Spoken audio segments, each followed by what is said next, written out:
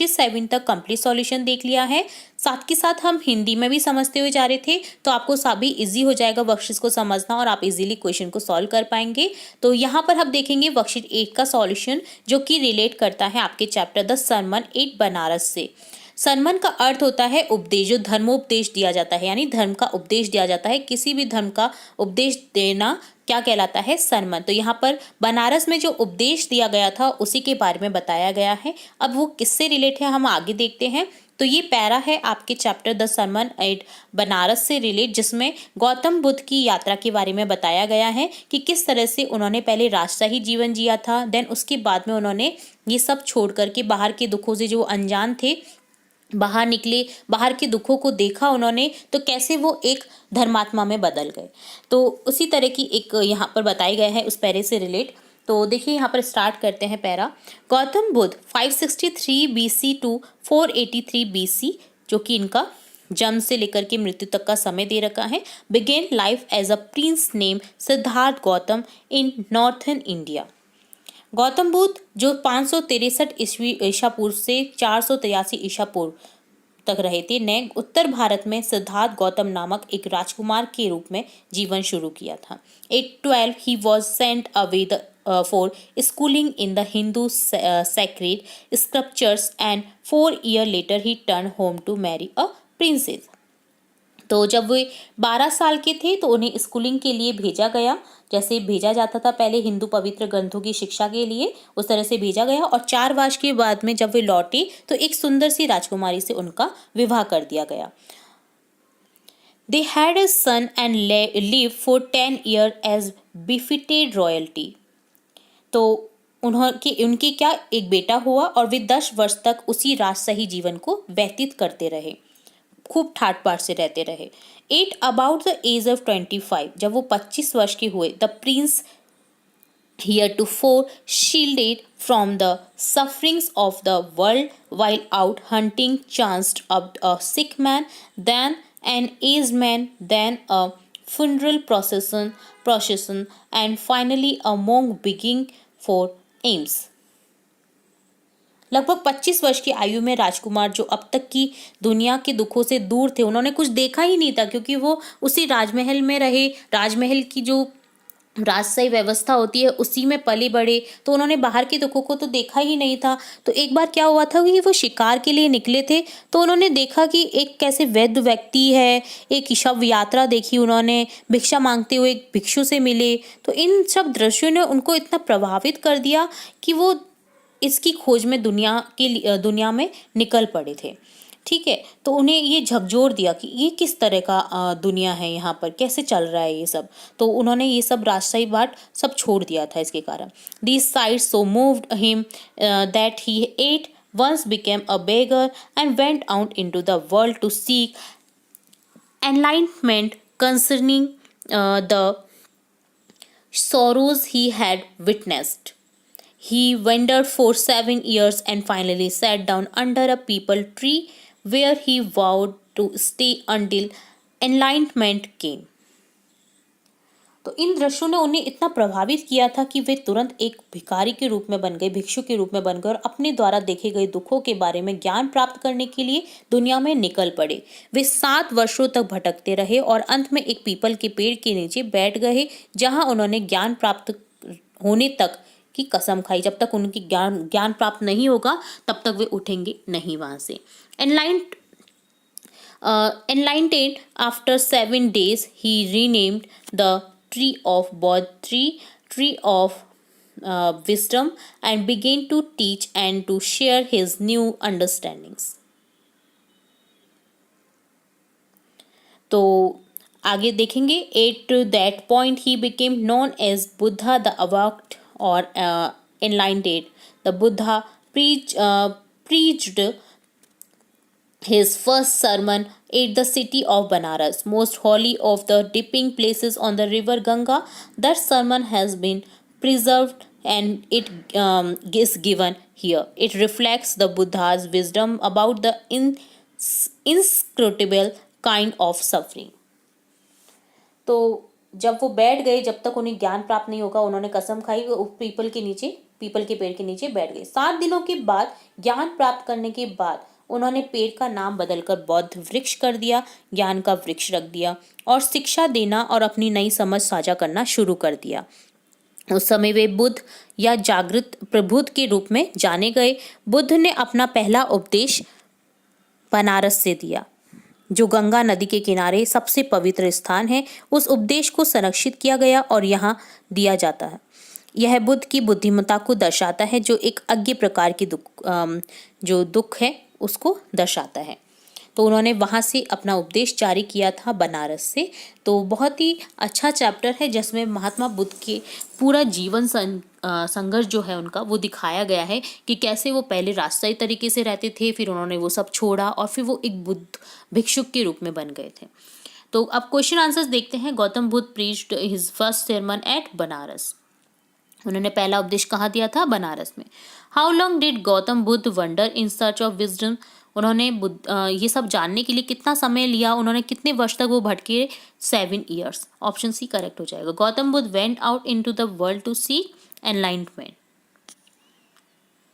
Which sight moved Siddharth Gautam while he went out for hunting? While out hunting, Gautam Buddha came across a sick man, uneased man, a funeral procession, and a monk begging for alms. These are the kind of suffering that Gautam Buddha witnessed. ये सभी उनके witness बने कि उन्होंने ये सब दुख देखे तो वो सोचे कि यार इस जीवन में तो कुछ बचा ही नहीं है, ये जीवन तो व्यर्थ है जो मैं जी रहा हूँ। अब तो मुझे ये जानना चाहिए कि इस जीवन में क्या क्या हो सकता है और इसको दूर करने के क्या क्या उपाय हैं। What did he do to seek enlightenment and where did he get enlighten? Gautam Buddha was highly moved by seeing the suffering of man, so he went out to seek enlightenment. तो वो दूसरों मनुष्यों के दुखों को देखकर बहुत दुखी हुए और उसकी खोज में निकल पड़े कि इससे क्या निदान हो सकता है, इसे कैसे दूर किया जाए। Find the word from the passage that mean similar to religious और मॉरल टॉक सरमन, जिसे मॉरल टॉक या रिलीजियस से रिलेट कहा जाता है। उपदेश, धर्मोपदेश इसका अर्थ होता है। नेक्स्ट आपको देखना है क्वेश्चन आंसर्स 20 to 30 वर्ड्स में देने हैं। क्वेश्चन फर्स्ट है, who was Gautam Buddha, why did he leave his home? क्यों छोड़ा उन्होंने घर, कौन थे Gautam Buddha? Gautam Buddha was a prince born in north India. He left his home in the search of enlightenment. उन्होंने अपना घर इसलिए छोड़ा था कि वो ज्ञान की खोज में निकले थे। तो नॉर्थ इंडिया में उनका जन्म हुआ था, एक राज परिवार में हुआ था, एक राजकुमार के रूप में उन्होंने जन्म लिया था। Why does Kisa Gautami go house to house? What does she ask for?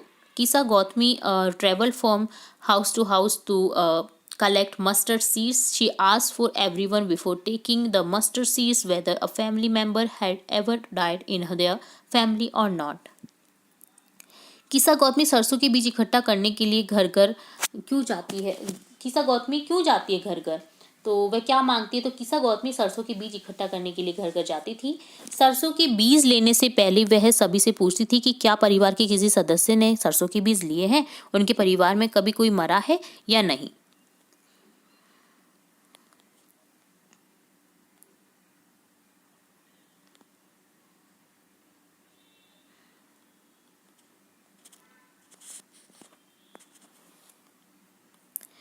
तो नेक्स्ट क्वेश्चन देखेंगे, what did Buddha want her to understand?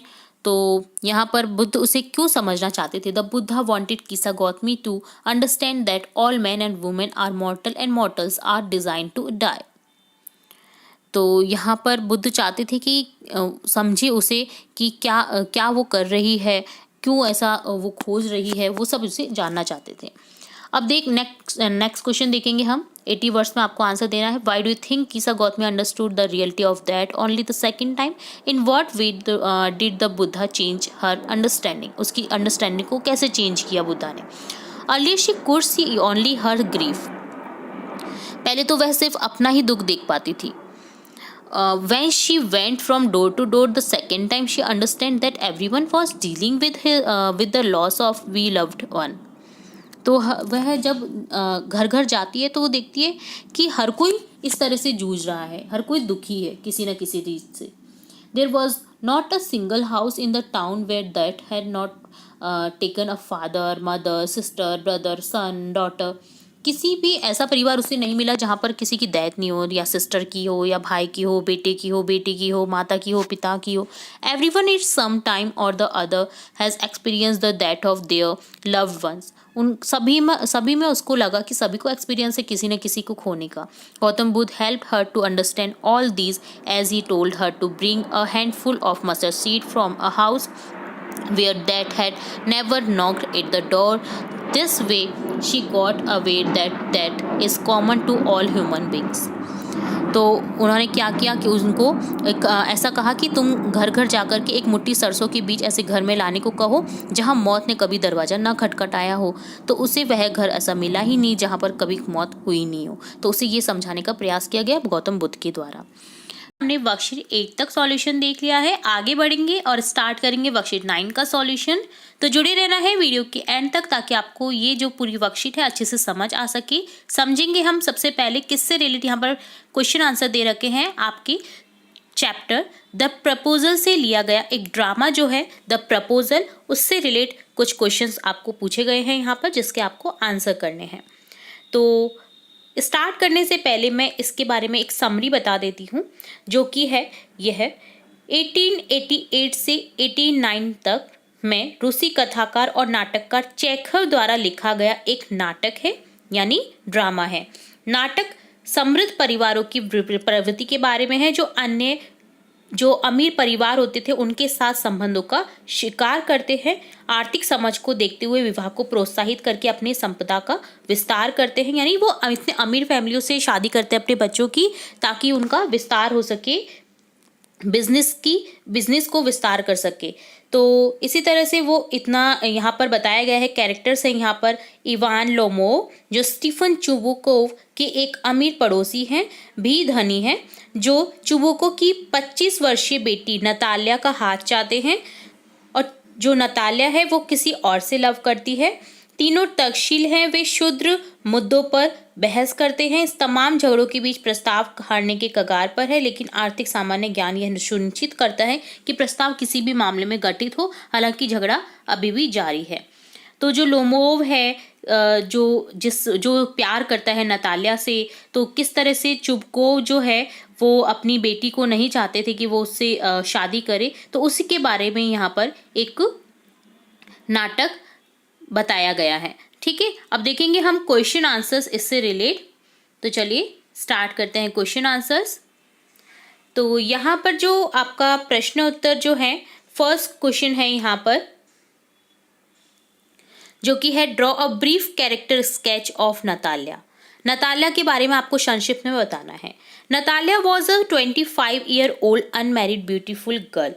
Natalia जो है वो 25 साल की एक अनमैरिड ब्यूटीफुल सुंदर सी लड़की होती है।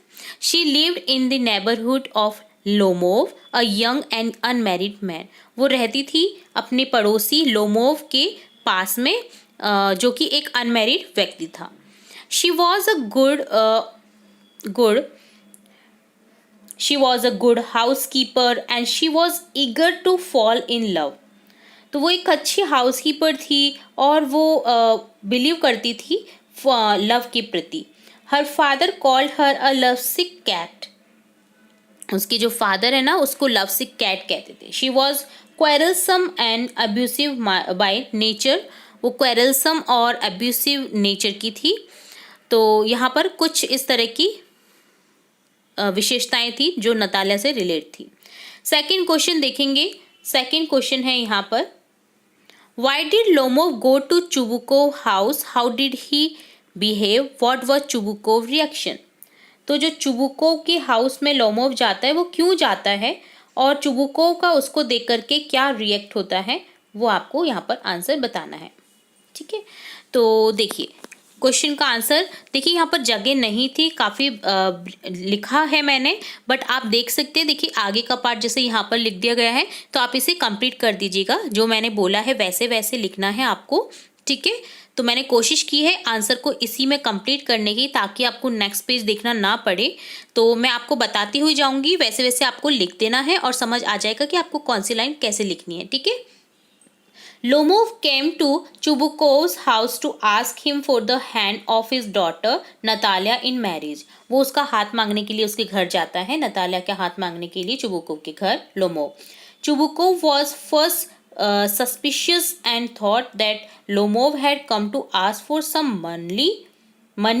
तो वो उसने सोचा कि एकदम से अचानक से ऐसे सस्पिशियस सा हुआ और उसने सोचा कि ये मनी चाहता है मेरे से, मतलब मनी हड़पना चाहता है. But when he came to know the real reason he was overwhelmed with joy because he believe Lomov would be profitable match for his daughter. तो पर उसको जब बाद में पता चला कि ऐसा कुछ नहीं था तो वो खुश हुआ, क्योंकि एक जो लोमोव का हाथ अपनी बेटी के लिए एक प्रॉफिटेबल उसके लिए मैच हो सकता है, यानी उसको लाभ हो सकता है आगे की ज़िंदगी में. ठीक है, उससे रिलेट. ठीक है, तो ये उसने सोचा. थर्ड क्वेश्चन है, what does Chubukov at first suspect that Lomov has come for? Is he sincere when he later says and I have always loved you, my angel, as if you were my own son. Find reason for your answers from the play. तो play से आपको answers बताने हैं यहाँ पर कि क्या वास्तव में ऐसा था कि चुबुकोव उसको पसंद करता, एकदम से पसंद करने लग गया. पहले तो उसने सस्पिशियस देखा उसको, बट बाद में सोचा कि ये काफ़ी लाभदायक हो सकता है उसकी बेटी के लिए रिश्ता, तो उसने उससे प्यार से बोलना स्टार्ट कर दिया. तो आंसर लिखेंगे, Chubukov has often help Lomov with money whenever the requested for it, so he thinks and suspects that Lomov will ask for money, but this time the case is different. He requested a proposal to get Natalia's hand for marriage. उसने सोचा कि वो पैसे के लिए आया है, but वो अपने लिए नतालिया का हाथ मांगने के लिए आया था. मैरिज उसको शादी करनी थी उससे, इसलिए. Since lock Chubukov wanted match for his daughter, finding fact in his favour, Chubukov changes and use sweet words and became ready for the proposal. तो वो रेडी हो जाता है इस प्रपोजल के लिए. ठीक है, तो इस तरह से आपको यहाँ पर आंसर लिखना था.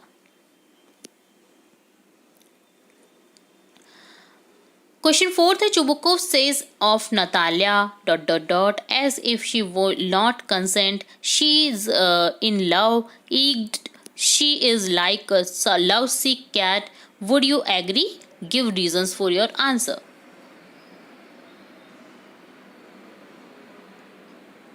तो यहाँ पर आंसर लिखेंगे, In reality, Natalia has got the fittest age out for the marriage.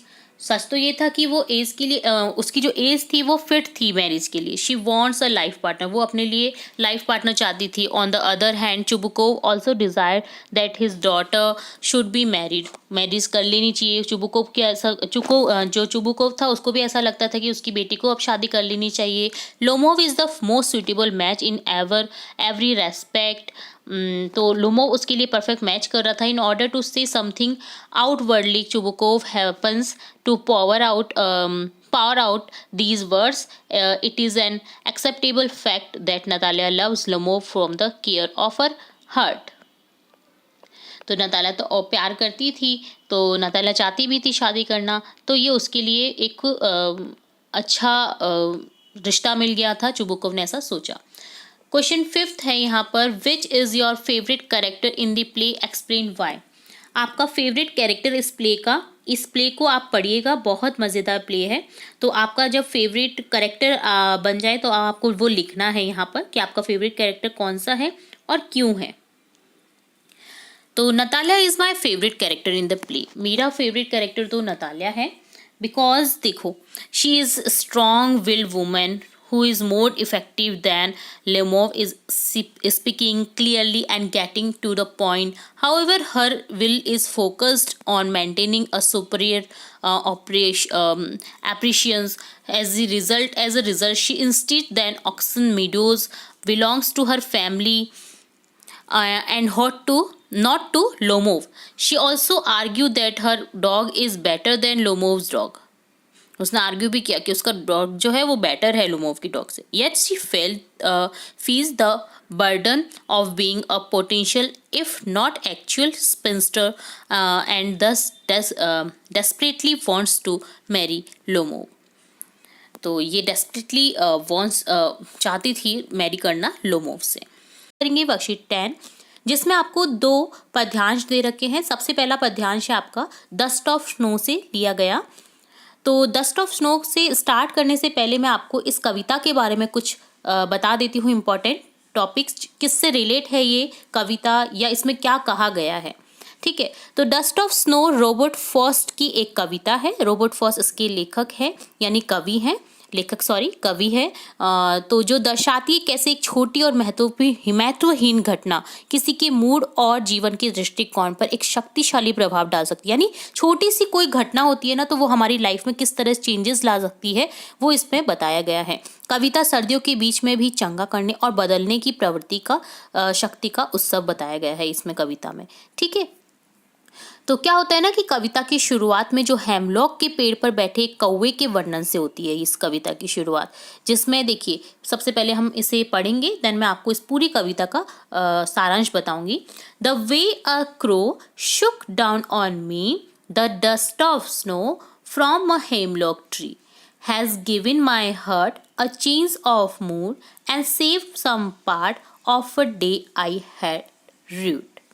कविता की शुरुआत में हेमलॉक के पेड़ पर बैठे जो कौवा होता है ना, जो उसके वर्णन से होती है। स्पीकर जो है जो बोल रहा है इस कविता को बर्फीले जंगल से गुजर रहा होता है, तब अचानक एक कौवा हेमलॉक पेड़ से बर्फ को हिलाता है जिससे स्पीकर पर बर्फ की धूल गिरती है यानी डस्ट ऑफ स्नो, जो कि इस कविता का शीर्षक है डस्ट ऑफ स्नो, वो गिरती है। वक्ता इसे मनोदशा में बदलाव के रूप में वर्णित करता है जो उनके दिन को बदल देता है, और ये छोटी सी घटना उनका मूड पूरा तरह से बदल देती है, इसी का इसमें वर्णन किया गया है। तो आगे इस कविता में क्या होता है ना कि उसकी पूरी जो थकान होती है, मूड जो होता है निराशा से भरा, वो दूर हो जाता है, अचानक से परिवर्तन को पैदा कर देता है, क्योंकि वो पल सुंदरता और सादगी दर्शाते हैं। उस कवि के लिए अनुभव होता है कि ये क्या था, तो उसे काफ़ी आनंदित महसूस करने का महसूस होता है। तो इसमें वर्णन हो रहा है उसका, और जो इसकी कविता के एंडिंग में जो कवि है वो बताते हैं कि सुंदरता और अनुग्रह के इस छोटे से क्षण में व्यक्ति के जीवन की दिशा बदलने की शक्ति है। इसका तात्पर्य यह है कि बर्फ की धूल में दुनिया को बदलने की शक्ति है, या कम से कम उनकी धारणा है, और यह शक्ति हर किसी के लिए उपलब्ध है अगर वे इसके लिए खुले हैं। कुल मिलाकर डस्ट ऑफ स्नो जो है इसमें बताया गया है कवि के द्वारा प्रकृति की सुंदरता और शक्ति पर एक संक्षिप्त लेकिन शक्तिशाली ध्यान है। यह एक अनुस्मारक है कि हमारे जीवन के सबसे अंधेरे और सबसे कठिन क्षणों में भी हम सुंदरता के छोटे और अप्रत्याशित क्षणों में सांत्वना और आशा पा सकते हैं जिनसे हम घिरे हुए हैं। ठीक है, तो अब देखेंगे इससे रिलेट कुछ क्वेश्चन आंसर्स। फर्स्ट क्वेश्चन है write the rhyme scheme and rhyming verse. The rhyme scheme is A B A B C D C D. Rhyming words used in poem Duet of Snake, Snow, Crow, Snow, Me, Tree, Heart, Part, Mood, Rude. तो देखिए A B किस तरह से आपको वर्णित किया गया है। यहाँ पर देखिए ये जो कविता है इसमें ये ए लाइन है, इसे बी कहा गया है। तो ए के सिमिलर यहाँ पर देखिए क्रो स्नो हो रहा है, इसी तरह से बी के सिमिलर मी ट्री, ये बी है, ये सी हो गया, ये सी और ये डी हो गया। ठीक है, तो इस तरह से यहाँ पर इन लाइंस को बताया गया है। तो हार्ट, पार्ट, मूड, रूड, इस तरह से यहाँ पर कहा गया है इन्हें। तो राइमिंग वर्ड्स हो गए ये देखिए, है ना, एक जैसे सुनने में एक जैसे वर्ड्स लगना, जिनकी ध्वनि एक जैसी लग रही है बट अर्थ अलग अलग होते हैं, तो उन्हें कहा जाता है राइमिंग वर्ड्स। सेकंड क्वेश्चन है what is dust of snow. What does the poet say he has changed his mood? How has the poet's mood changed? तो क्या है डस्ट ऑफ स्नो, तो हमने समझ ही लिया है इसको, कैसे मूड को चेंज कर देता है अचानक से उस पोइट के, तो ये यहाँ पर आपको वर्णित करना है। How has the poets mood change, कैसे हो जाता है उसका मूड चेंज। तो dust of snow is use here for very fine particles of snow. जो डस्ट ऑफ स्नो होता है, स्नो का बहुत फाइन पार्टिकल होता है। स्नोफॉल आपने अगर देखा है बर्फीले स्थानों पर होता है, तो धूल भरी बर्फ होती है वो। Sudden snowfall change the poet mood, अचानक से उसका पोइट का मूड चेंज हो जाता है स्नोफॉल के गिरते उसके ऊपर। His mood became jolly despite of sadness, sadness की बजाय वो उसे उत्साहित कर देता है, मनोरंजक कर देता है। It refreshed him for the rest of day, ये उसके लिए रिफ्रेशमेंट की तरह हो जाता है उसकी डे, जो कि उससे निराशा से भरा हुआ उसका जो दिन होता है उसमें रिफ्रेशमेंट का काम करता है dust of snow. Third question is briefly interpret the theme and idea of the poem dust of snow. 20 words में आपको लिखना है। The theme of the poem dust of snow is that even a small thing can bring drastic change in one's life, छोटी सी चीज भी आपकी life को कंप्लीटली चेंज कर सकती है। The central idea of the poem Dust of Snow, written by Robert Frost, is that one way have the roast day or time of his life, but a little good thing can make it quite amazing. वो उनके लिए बहुत ज़्यादा roast day होता था, वो बुरा दिन होता है, बट एक छोटी सी चीज़ उस डे को उत्साहित से भर देती है, मनोरंजकता से भर देती है। तो यहाँ पर ये ब्रीफली इसका एक संक्षिप्त वाक्यांश हो गया इस पोइम का। ठीक है, तो ये डन होता है डस्ट ऑफ स्नो से रिलेटेड क्वेश्चन आंसर्स। नेक्स्ट हम देखेंगे सेकंड, यहाँ पर है फायर एंड आइस। तो ये कविता भी रॉबर्ट फ्रॉस्ट से लिखी गई कविता है, उनके द्वारा ही लिखी गई है, फायर एंड आइस। तो यहाँ पर इस कविता में जो कवि ने बताया है वो मैं आपको सारांश में बता देती हूँ, जो मानव भावनाओं की विनाशकारी प्रकृति की पड़ताल करती है, विशेष रूप से इच्छा और घृणा की, ये कविता के रूप में। कविता दो विरोधी ताकतों आग और बर्फ के बीच एक विरोधाभास प्रस्तुत कर रही है, जो जुनून और शीतलता के चरम का प्रतिनिधित्व करती है। फ्रॉस्ट इस विरोधाभास का उपयोग यह सुझाव देने के लिए करते हैं कि इच्छा और घृणा दोनों में दुनिया को नष्ट करने की क्षमता है। अगर इच्छा हुई तो वो भी नष्ट कर सकती है और घृणा भी नष्ट कर सकती है, और इस विनाश से बचने का एकमात्र तरीका जो है वो है संतुलन और संयम। तो कविता स्टार्ट होती है, some say the world will end in fire, some say in ice, from what I have tasted और desire, hold with those who favour fire. तो देखिए यहाँ पर फायर, डिजायर, ये राइमिंग वर्ड्स हैं। तो यहाँ पर आपने जैसे पहले देखा था हमने ए बी इस तरह से आप डिवाइड कर सकते हैं इसको। तो देखिए ए फायर, डिजायर, तो इस तरह से आप यहाँ पर कर सकते हैं। आइस, ट्वाइस, आइस का क्या बन गया, ट्वाइस।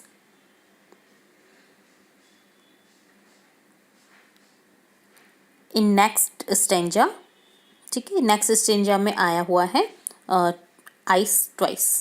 ठीक है, तो इस तरह से यहाँ पर इस कविता के थ्रू रॉबर्ट फ्रॉस्ट बताने की कोशिश कर रहे हैं कि दुनिया या तो आग या बर्फ में समाप्त हो जाएगी। इसके माध्यम से सुझाव देते हैं कि आग और बर्फ दोनों में दुनिया के अंत लाने की क्षमता है। आग इच्छा और जुनून से जुड़ी हुई है और पूरे ग्रह सहित सब अपने रास्ते में सब कुछ भस्म कर सकती है। दूसरी ओर बर्फ जो है वो घृणा और शीतलता से जुड़ा हुआ है, दुनिया को मौत के घाट उतार सकता है। तो इसका जो सेकेंड स्टेंजा है उसमें कविता के माध्यम से कवि बताते हैं कि इच्छा और घृणा आपस में जुड़े हुए हैं, वे दुनिया के विकास का कारण बन सकते हैं। इच्छा घृणा को जन्म दे सकती है क्योंकि लोग अपने जुनून से भस्म हो जाते हैं और अपनी भावना को नियंत्रित करने में असमर्थ होते हैं, क्योंकि किसी चीज़ की जो अति होती है ना वो भी आपको नष्ट कर सकती है, और अपनी भावना को नियंत्रित करने में क्योंकि वो असमर्थ होते हैं तो वो उसे नष्ट कर देते हैं, यानी जो जुनून है वो भस्म कर देता है उस व्यक्ति के जीवन को। इसी तरह घृणा इच्छा को जन्म दे सकती है क्योंकि लोग बदला लेना चाहते हैं और स्वयं के क्रोध से ग्रस्त हो जाते हैं, और बदला लेने की भावना में वो अच्छा गलत भूल जाते हैं और अपना बुरा कर बैठते हैं। तो दोनों का ही अति बेकार होता है, इस कविता के माध्यम से कवि बताना चाह रहे हैं। तो फ्रॉस्ट जो है वो सुझाव देते हैं कि दुनिया में सद्भाव की स्थिति में रहने के लिए आग और बर्फ, इच्छा और घृणा का संयोजन आवश्यक है। उनका सुझाव है कि प्रेम इस संतुलन की कुंजी है, क्योंकि इसमें इच्छा और घृणा दोनों को नियंत्रित करने की शक्ति है। कुल मिलाकर अग्नि और बर्फ यानी फायर एंड आइस मानव भावनाओं की विनाशकारी शक्ति और विनाश से बचने के लिए संतुलन और संयम की आवश्यकता पर ध्यान को केंद्रित कर रही है। ये एक चेतावनी है कि अगर हम सावधान नहीं हैं तो हमारे जुनून और इच्छाएं हमें भस्म कर सकती हैं। यह कि केवल अपनी भावनाओं के बीच संतुलन पाकर हम ऐसी दुनिया में रहने की उम्मीद कर सकते हैं जो हमारे अपने कार्यों से नष्ट नहीं होती है। तो मैंने कंप्लीट जो आपकी कविता है उससे रिलेट यहाँ पर आपको बता दिया है कि इस कविता में क्या क्या इंपॉर्टेंट टॉपिक्स हैं, इंपॉर्टेंट पॉइंट्स हैं। फर्स्ट क्वेश्चन है write the rhyming scheme and rhyming words. तो देखिए राइमिंग वर्ड्स यहाँ पर हो गए fire, desire, ice, twice, second stanza में जो कि है। तो फायर, डिजायर, फायर यहाँ पर A में जो कि दिया गया है, ठीक है। तो rhyming scheme of poem is ABAA हो जाएगा और जो वर्ड्स हैं वो इस तरह से हो जाएंगे। तो आइस का मैंने ट्वाइस लिखा, ब्रैकेट में लिखा है क्योंकि ब्रैकेट नेक्स्ट जो स्टेंजा है वो यहाँ पर नहीं दे रखा है। Briefly interpret the theme and idea of the poem fire and ice. तो ब्रीफली एक इंटरप्रेट में अगर हम बताए ब्रीफली इस पोइम की जो भावनाएं हैं उसे, तो यहाँ पर इस तरह से लिखेंगे the poem fire and ice by Robert Frost is a metaphor for human perceptions of desire and hatred. उनकी जो इच्छाएं हैं, उनकी जो घृणाएं हैं, उनको दिखाया गया है। The poem talks about two different views of how the world will end either by fire और आइस।